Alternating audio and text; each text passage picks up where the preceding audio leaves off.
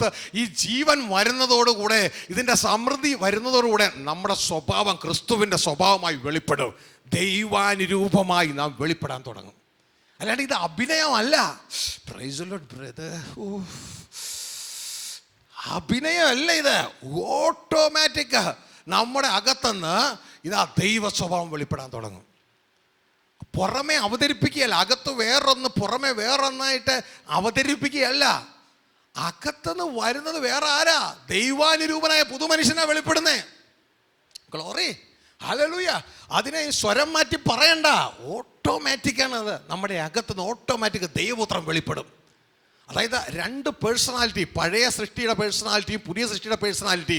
പഴയ സൃഷ്ടിയുടെ പേഴ്സണാലിറ്റി തകരപ്പെടുന്നു, പുതിയ സൃഷ്ടിയുടെ പേഴ്സണാലിറ്റി വെളിപ്പെടുന്നു. Glory, hallelujah. അപ്പോൾ ഈ തരത്തിലാണ് നമ്മുടെ അകത്തുനിന്ന് ഈ സംഭവം പുറത്തേക്ക് ഇറങ്ങുന്നത്. അതായത് ഒരു തേങ്ങയുടെ ഉള്ളിൽ നിന്ന് ഇതാ തേങ്ങ വിത്ത് പൊട്ടി അത് മുളച്ചു വരുന്നത് പോലെ, ഗ്ലോറി, നമ്മുടെ അകത്തുനിന്ന് ദൈവപുത്രൻ പുറപ്പെട്ട് വെളിയിലേക്ക് വരികയാ.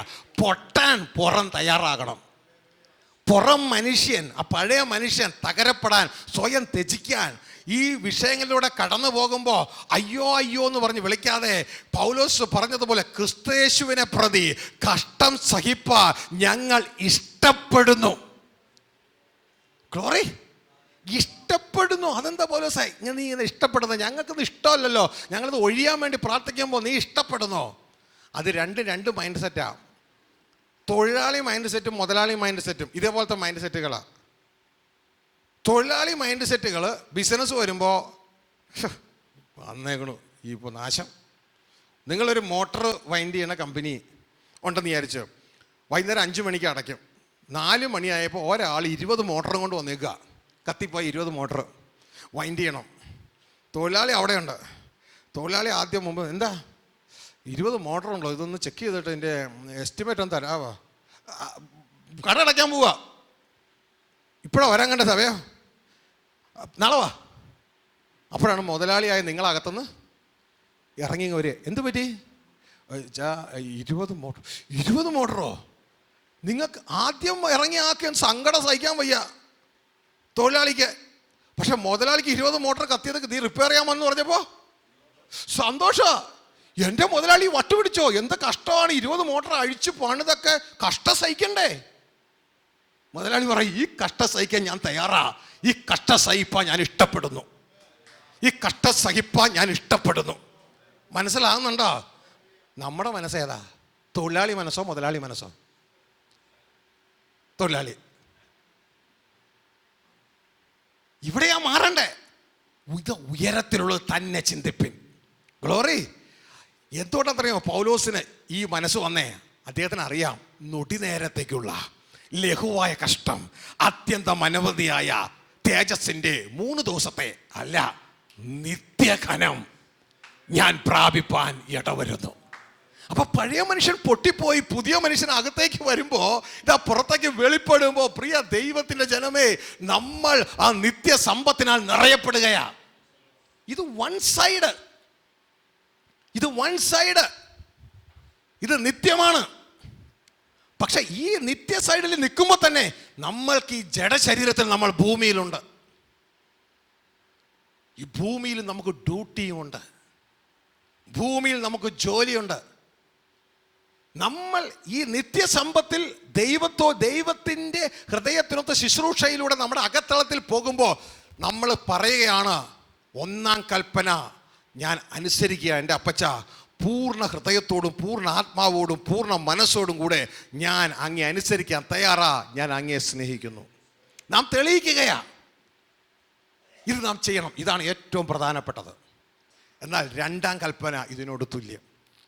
ഗ്ലോറി. നാം എന്ത് ചെയ്യണം? എനിക്കെല്ലാം കിട്ടി, എനിക്ക് ജീവൻ കിട്ടി, ഞാൻ ഇനി അവിടെ അങ്ങ് സൂഹിക്കാം. ദൈവത്തെ സ്നേഹിക്കുന്നു എന്ന് പറയുന്നവൻ സഹോദരങ്ങളെ സ്നേഹിക്കും. അവന് ഇതാ പിശാച് വാഴുന്ന ലോകത്തിലിരിക്കുന്ന ഒരു ശരീരമുണ്ട്. ഈ ശരീരത്തിലൂടെ അവൻ എന്ത് ചെയ്യാം? അകത്ത് കയറി അവന് പുറത്തു ഇറങ്ങാം. യേശുവിലൂടെ അവൻ അകത്ത് കയറി, ഇതാ ഈ ശരീരം ഉള്ളതുകൊണ്ട് അവന് പുറത്തു ഇറങ്ങാം. ലോകത്തിലേക്കും അവൻ ഇറങ്ങാം. ലോകത്തിൽ ആരുണ്ട്? പിശാചിന്റെ കീഴിൽ പെട്ടുകിടക്കുന്ന സഹോദരങ്ങളുണ്ട്. ഗ്ലോറി. സത്യം അറിയാതെ പെട്ടുകിടക്കുന്ന സഹോദരങ്ങളുണ്ട്. ജീവനില്ലാതെ പെട്ടുകിടക്കുന്ന സഹോദരങ്ങളുണ്ട്. ഗ്ലോറി. എൻ്റെ മകൻ മരിച്ചവനായിരുന്നു. ആത്മമണ്ഡലത്തിൽ ജീവനില്ലാത്ത സഹോദരങ്ങളുണ്ട്. ഇതാ എൻ്റെ ഈ മകൻ നഷ്ടപ്പെട്ടവനായിരുന്നു. സത്യം അറിയാതെ ജീവൻ കിട്ടിയിട്ട് നഷ്ടപ്പെട്ട് കിടക്കുന്ന സഹോദരങ്ങളുണ്ട്. ഇവരുടെ അടുക്കലേക്ക് ഇറങ്ങിച്ചെല്ലണം. നീ നിന്റെ സഹോദരങ്ങളെയും നിന്നെ പോലെ സ്നേഹിക്കണം. എന്നിട്ട് ഇവരോട് പറയണോ, സഹോദരങ്ങളെ, നിങ്ങൾക്ക് ജീവനില്ല, യേശുവിൻ്റെ നാമം വിളിച്ചപേക്ഷിച്ച് നിങ്ങൾ ജീവനിലേക്ക് കടന്നു വാ. അവരോട് പറയണം, ജീവൻ കിട്ടിയവരോട് പറയണം, നിങ്ങൾക്ക് ജീവനുണ്ടെങ്കിലും ഇന്ന് നഷ്ടപ്പെട്ടവരാ. സ്വർഗത്തിൽ നിങ്ങൾ അന്വേഷിച്ചുകൊണ്ടിരിക്കുക. അപ്പൻ്റെ അടുക്കൽ നിങ്ങൾ കിട്ടിയിട്ടില്ല. നിങ്ങൾ ഇന്ന് സ്വന്തം രാജ്യക്കാരാണ്. നിങ്ങൾ ജീവൻ കിട്ടിയിട്ട് സ്വന്തം രാജ്യം അന്വേഷിച്ച് ഓടിക്കൊണ്ടിരിക്കുകയാണ്. You are alive but still lost. നിനക്ക് ജീവനുണ്ട്, പക്ഷെ ഇന്ന് നീ നഷ്ടപ്പെട്ടവനാ.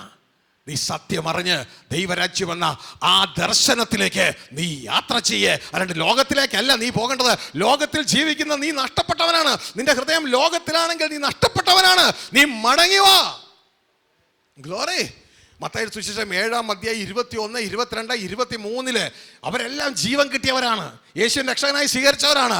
യേശുവിൻ്റെ ദാസന്മാരായി അവിടെ ഇവിടെയും കൺവെൻഷനും ക്രൂസൈഡുകളും നടത്തിയവരാണ്. പരിശുദ്ധ അഭിഷേകം പ്രാപിച്ചവരാണ്. രോഗികളെ സൗഖ്യമാക്കിയവരാണ്. ഭൂതങ്ങളെ പുറത്താക്കിയവരാണ്. പ്രവചിച്ചവരാണ്. എല്ലാവരും രക്ഷിക്കപ്പെട്ടവരാണ്. ജീവൻ കിട്ടിയവരാണ്. പക്ഷെ അവർ രക്ഷിക്കപ്പെട്ടേ ഉള്ളൂ, നഷ്ടപ്പെട്ടവരാ.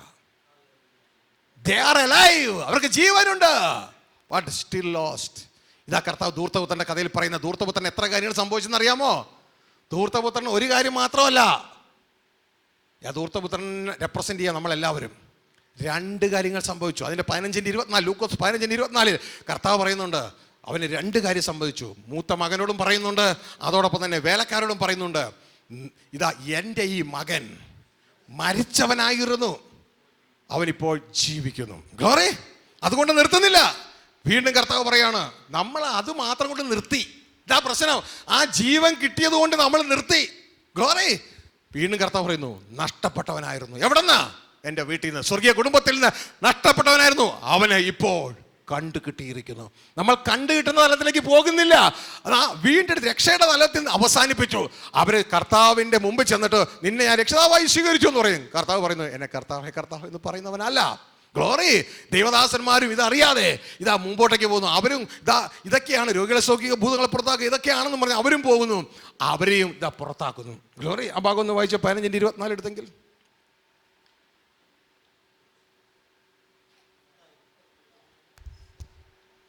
ലൂക്ക് ചാപ്റ്റർ 15:24, 15-24 ധൂർത്തപുത്രന്റെ കഥയിലെ.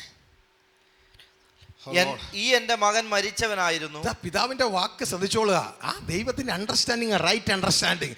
ഈ എൻ്റെ മകൻ മരിച്ചവനായിരുന്നു, വീണ്ടും ജീവിച്ചു. ഇതാണ് കാൽവരി ക്രൂശിലെ ആ യേശുവിന്റെ യാഗത്തിലൂടെ നമുക്ക് സൗജന്യമായിട്ട് കിട്ടിയത്. വീണ്ടും ജീവിച്ചു. കാണാതെ പോയിരുന്നു, കണ്ടുകിട്ടിയിരിക്കുന്നു. നമുക്ക് ജീവൻ കിട്ടി, പക്ഷേ നമ്മൾ അനേകരെ കണ്ടുകിട്ടിയിട്ടില്ല.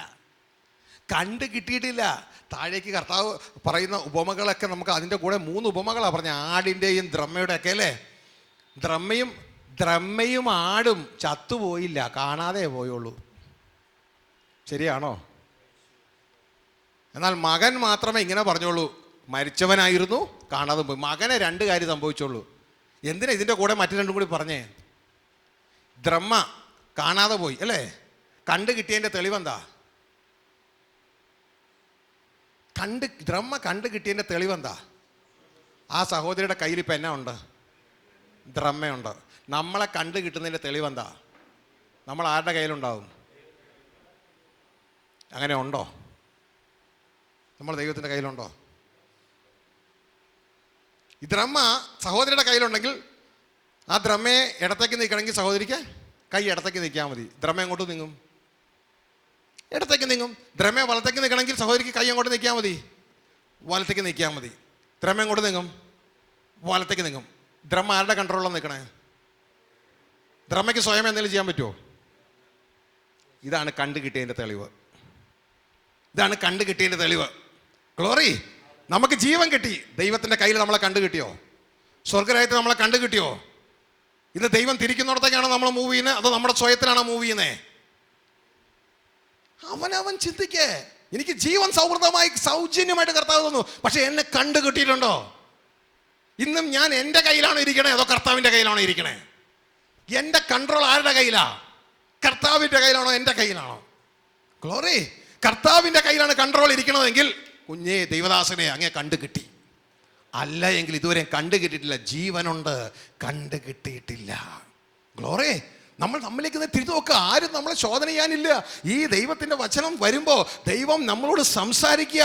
ഇന്ന് മറ്റുള്ളവനെ അല്ല ജഡ്ജ് ചെയ്യേണ്ടത്, അവനവനെ തന്നെ ജഡ്ജ് ചെയ്യുക. അങ്ങനെയെങ്കിൽ നാളെ നാം ഒരു ജഡ്ജ്മെന്റിൽ വീഴത്തില്ല. ഗ്ലോറി. ആ ഒരു തലത്തിലേക്ക് നാം വളരുവാനായിട്ട് ഇടയാകണം. അപ്പോൾ ഇത് അകത്തലത്തിൽ ജീവൻ കിട്ടി, ആ തലത്തിലുണ്ട്. അപ്പൊ നമ്മൾ ഈ ഭൂമിയിലേക്ക് ഇറങ്ങിയിട്ട് രണ്ടാമത്തെ കൽപ്പന ജനത്തോട് പറയണം, രക്ഷയുടെ ജീവനില്ലാത്തവർക്ക് യേശുവിനെ കുറിച്ചുള്ള സുവിശേഷം അറിയിക്കണം. ഗ്ലോറി. എന്നാൽ ആ ജീവൻ പ്രാപിച്ച വ്യക്തികളോട് നിങ്ങൾ എന്തു പറയണം? മക്കളെ, നിങ്ങൾ അപ്പൻ്റെ അടുക്കലേക്ക് മടങ്ങി വാ, തിരികെ വാ. അതിന്റെ അർത്ഥം എന്ന് പറഞ്ഞാൽ ഇതാ, അപ്പൻ്റെ ഭവനത്തിൽ നിങ്ങൾ എത്തണം. അപ്പൻ്റെ ഭവനത്തിൽ എത്തിയാൽ നിങ്ങൾ അപ്പൻ്റെ കൺട്രോളിലായി. ഗ്ലോറി. ദൈവരാജ്യത്തിലേക്ക് എത്തുന്നതിനനുസരിച്ച് ഇതാ യേശുവിനെ അനുഗമിക്കും തോറും നമ്മൾ അപ്പൻ്റെ അടുക്കലേക്ക് അടുക്കുകയാ. ഗ്ലോറി. ഇതാണ് ആ ശിശുവിനെ പോലെ ആകുക എന്ന് പറയുന്നില്ലേ? ആ ശിശുവിന് സ്വയമേ ഒന്നും ചെയ്യാൻ പറ്റില്ല. നമ്മൾ ആത്മമണ്ഡലത്തിൽ വളരുമ്പോൾ നമുക്ക് പിന്നെ സ്വയമേ ഒന്നും ചെയ്യാൻ കഴിയാതെ പരിപൂർണമായി ദൈവത്തിൽ ആശ്രയമായി തീരും. ഹല്ലേലൂയ. അപ്പോൾ പ്രിയ ദൈവദാസന്മാരെ നമ്മൾ മനസ്സിലാക്കേണ്ടത്, ഈ ഭൂമിയിൽ നമുക്ക് ശുശ്രൂഷയുണ്ട്. പക്ഷേ ആ ശുശ്രൂഷയിൽ സൂക്ഷിച്ചു കൊള്ളണം. ഇത് സ്വർഗമണ്ഡലത്തിൽ ചെയ്യുന്ന ശുശ്രൂഷ പോലെയല്ല. ഭൂമിയിലെ സ്വർഗമണ്ഡലത്തിലെ ശുശ്രൂഷ